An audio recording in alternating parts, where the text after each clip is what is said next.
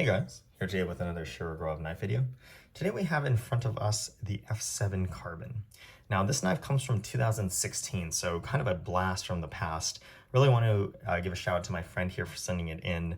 Again, it's not often that you see Sergey's Customs, especially not one going back as far as this. So big shout out to him. Now the F7, many people's favorite designs, more or less not really being made anymore, not officially, but Sergey has kind of hinted to that, especially with the introduction of the Taihatium. This is a liner lock version. We have a Zladinox ZDI EVA blade, so Elmax plus Vanadis 10, kind of a 10V equivalent, pretty extreme edge retention for the Vanadis 10 and very good edge retention for the Elmax. Weave carbon fiber, zircuti accents. Let's go ahead and take a look at the coin, make sure I remember that correctly. Sorry, not coin, dog tag here. As you can see, the older knives before the coin design actually used a dog tag here. See the F7 Carbon, blade that ZDI EVA. The handle is titanium, carbon fiber, and zircuti, as this is a liner lock, and the pivot system is double row roller bearings. It's signed here, May 2016 dated, and we have the logo and the Shirogorov name on the other side of the dog tag. But anyways, let's go ahead and take a look, do a quick comparison here. Of course, really nothing new to report here. It is an F7. F7s are tight, the same size as the F95 here. Pretty much any F95 or Hati or F3 for that matter of fact. Moving on to the weight of the knife. I'm very curious about the weight, since the carbon fiber should keep it down a little bit, but this knife, being a liner lock, is a little bit fatter than a frame lock here, but 4.71, you're actually still coming in at under the F95-0, which is a little bit under 5. That is, of course, with a thicker blade stock as well, which we'll talk about it in a bit here. Of course, like I said, 4.4 millimeter blade stock, kind of a unique size from the workshop. During this time period, 4 millimeters was the standard. There had been some knives that were 4.5, kind of very thick knives, such as the Seashell Hati, and slim knives, such as the Nudist Slim in 3.5 millimeters, but 4.4, kind of a very unique number, and I have verified with that with Sergey. He said that's just kind of a result of the F7 design. But anyways, you can see here, this blade shape might remind a lot of people of what is being used currently now in the F3NS, the Hati Gen 3, with this beautiful swedge here and the sloping belly design. This is really where that blade design came from, the original F7 blade shape without the cutout or anything. So really nice to see that progression again from customs to custom visions to customs. We have the original knife to have this blade profile here. Now, again, the blade is Zladinox, a domestic steel that I think has much better performance than what we're seeing from American Damascus makers such as Mike Norris or Chad Nichols. They're using steels that are probably, the reason for that is to have them be easier to forge, but you're not going to get the same edge retention that you are with steels such as Elmax or Vanadis 10, which I think is a really big flex. That combined with the fact that I really love the wild pattern that Zladinox offers, as you see here. Very, very organic patterns, very tight layering, as you can see here as well. Sergey doesn't do a very bold etch on it either, which I personally like. You know, you take a look at it from far away, you almost can't tell it's a Damascus knife. You know, some people really like that high contrast etch, but honestly, I myself really prefer something that's a little bit more understated like this. So I really appreciate this. Unfortunately, it doesn't seem that Sergey is using Zladinox that much anymore. For whatever reason, I think he says it is a little bit difficult to finish. But honestly, these older knives, it's really the only place that you're going to find them. And for that, I think that's bonus points there as well. The jimping, of course, and I've said this many times on some of the newer knives, have just not really been as aggressive. I really think this is the best jimping from the workshop, and you don't really see it outside of the F7 model. It's comparable to some of the older jimping, but a little bit wider, but not as wide as some of the newer knives that you see here. And then on this F7B, what we see nowadays on like the F95 Zero or the Neon Zero or the F3NS, this jimping does have bite to it, which I think is excellent, especially on a knife that you're going to be holding and doing precision detailed cuts with. Moving on to the handle here, you can see we have beautiful weave carbon fiber.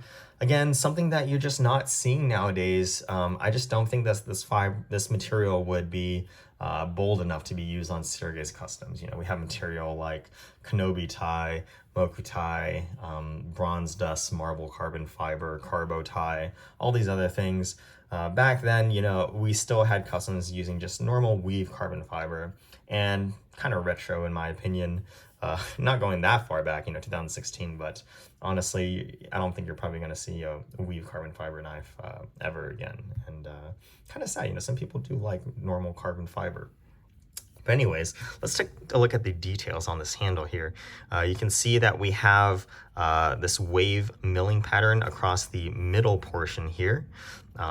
It starts out very fine and then opens up towards the back area, very similar to what we see on the Hati, but of course kind of more stylized, reminiscent to what we see on the original Neon design as well. You can see that there is also some stepped milling here as well on the top and the bottom, and separating the main portion from the steps is this channel that gets milled in as well. So very complex milling patterns here. Really nice, especially in combination with a more standard material such as weave carbon fiber. Taking a look at the logo here, you can see that that logo is actually quite bold, and I've mentioned this in previous videos, but the workshop tends to shy away from putting their logo on carbon fiber because it just doesn't stand out as well, especially since carbon fiber does appear textured. Honestly, I think this logo stands out quite well. Taking a look at the in this lighting here, it's very obvious that's here, and I really love how it's placed here as well. On some of the older F7s, we did see the logo on the handle, of course it being moved on the back of the backspacer here for later F7 models, such as mine in 2018. Now the pivot color here is Zircutai, very interesting colors here, kind of brownish blue, again, very understated, much like the carbon fiber itself. The pivot screw, of course, is the older one since this is from 2016. However, the index pivot screw was relatively new for 2016. Just a few years prior, I can definitely remember some 2014 and 2015 custom examples that did not have an index pivot screw. Index pivot screw, and so the actual screw, instead of being on this side, would be on the show side. So very interesting there. Now, of course, like any other F7, we have a very sterile show side in terms of hardware, especially when comparing to other knives of the era with the rear hardware attached here. That is, of course, due to the backspacer and clip design. So we get this beautiful carbon fiber running all the way to the back of the knife. Taking a look at the handles, you can see that they are bronze anodized to match the tones of the Mokutai. The Zircutai, really nice touch there. Moving on to the other side of the handle, of course, you can see the carbon fiber. This being a liner lock, we have a solid piece of carbon fiber here as well. Going on to the clip here, again, as I mentioned previously, Zircutai. Really nice colors here, very understated. Mostly those bronze titanium accents with the black zirconium. The clip screw is something interesting as well. As you can see here, we have a non-inverted setup. The inverted screws you would start to see around 2017, 2018. Interestingly enough, with the F7 without the inverted screw that you see in later years, such as my F7 2018, that has an inverted screw, the clip screw, because the diameter of the screw is so large, it actually cuts into the faceting right here on the back of the clip. And you can actually see kind of the vertical surface of the screw here. I honestly think that's probably one of the motivations for having the inverted screw, being able to reduce the diameter and kind of allow the clip to the clip fastening to not be interrupted by the counter bore for the screw. So a little theory of mine, but we do see a reduced clip screw diameter on the inverted screw F7s. That was a lot of mumbo jumbo. Hopefully that came through. Another thing here as well, you can see, I might have spoken about this on previous F7s, but in 2018 there was an odd year where the liners, or the frame, depending on if it was a frame or liner lock, would basically, the backspacer would kind of protrude inwards on both sides, and also here as well, where the backspacer meets up with the bottom of the frame. Now, Sergey said that he kind of just tried that to see how it went, kind of had a negative reaction from people, and so the original F7 design, as you see here, and knives after 2018 have flush fit backspacer and liner where it joins, but in that 1 year, 2018, 2017-ish, they were protruding. So this being a knife of the original earlier F7 design, we have flush fit backspacer with the liners here. Taking a look at the inside, you can see, of course, the date and the signature, just as it is shown on the dog tag. We also have skeletonization on here as well. Of course, that helps reduce the weight of the knife, as we had seen when we had weighed it earlier. And taking a look at the logo here for the double row roller bearing system, that is another thing that has changed as well. The double row roller bearing system has changed over the years. This is using the same system that we see on the Seashell Hati, also the F3 dual clip screw, old clip screw version as well. This was the same bearing ray size as we see on the Club Hati MRBS and the old generation 111, where one side was bigger than the other. That has since changed for the newer knives with a staggered double row bearing system. That basically was to allow the pivot screw to be inserted into the handle of the knife without lifting up the cages, without lifting up the cage holding your rollers. Again, this being an older knife, 2016, it does have the older design, but I did want to point that out since, again, we're seeing very incremental changes with the F7s, and these are really things that, unless you have the knives and you're able to take a look inside them, it's really hard to kind of track those differences, but they are there, and it's really nice to see those incremental improvements in a full custom, especially since Sergey isn't making nearly as many of them as you see on the production knives, of course, or even the custom division.